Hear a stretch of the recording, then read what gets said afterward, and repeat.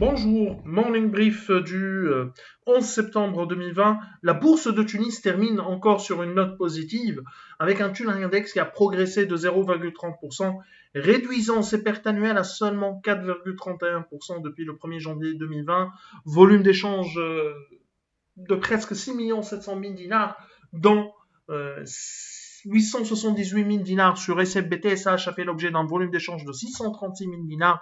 Sotetel, plus de 511 000 dinars échangés sur Sotetel. Simon de Bizerte affiche la plus forte hausse avec des gains de 5,17%. BH prend 4,67%. AMS avance de 4,09%. Une progression de 3,93% pour BNA et J-Filter qui a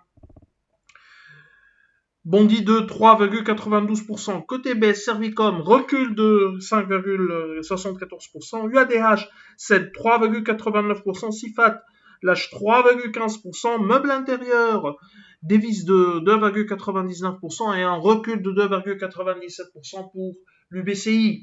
Alors l'actualité pour ce matin, on a les résultats de Biat. S1, résultat bien sûr S1 2020, qui a fait preuve d'une résilience surprenante. Hein. Le résultat net a légèrement reculé de 4,4% à 102 millions de dinars, suite à la constatation de charges exceptionnelles liées à la crise Covid-19 de 25 millions de dinars, dont 18 millions, plus de 18 millions de dinars comme contribution au fonds Covid-19, mais également à signaler la question de 2% sur l'IS pour l'augmentation prévue dans le cadre de une contribution de 2% au titre de 2019 et 2020, donc a été constatée par la BIAT autour de 6 790 000 dinars. Donc, à signaler surtout le coût du risque qui baisse pour la BIAT. Hein.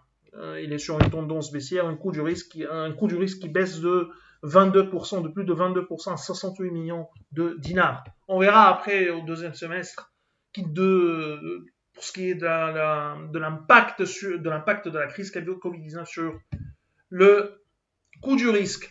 BT par contre annonce un résultat net S1 2020 en chute de plus de 51% à 36 489 000 dinars. Le recul du PNB S1 2020 à moins 0,8% à 178 millions de dinars et la flambée du coût du risque ont fortement pesé sur le résultat net. Coût du risque à 52 millions de dinars pour BT. À signaler que le report des crédits aux particuliers ayant un revenu mensuel inférieur à 1 000 dinars a généré des intérêts intercalaires estimés à 7 millions de dinars et ont été totalement réservés. En outre, BT annonce un ratio de solvabilité autour de 16,74%, ce qui est rassurant selon bien sûr les calculs de BT et selon les normes tunisiennes, hein, contre 16,76% à la fin de l'année. L'autre actualité concerne Artes qui annonce le paiement de son dividende au titre de l'exercice 2019 de 287 000 limes par action, avec une annonce que la date de paiement est fixée pour le 18-11-2020, le 18 novembre 2020. C'est tout ce qu'on a pour ce matin. Nous vous remercions pour votre attention et on vous donne rendez-vous pour lundi prochain en vous souhaitant un bon week-end. Au revoir.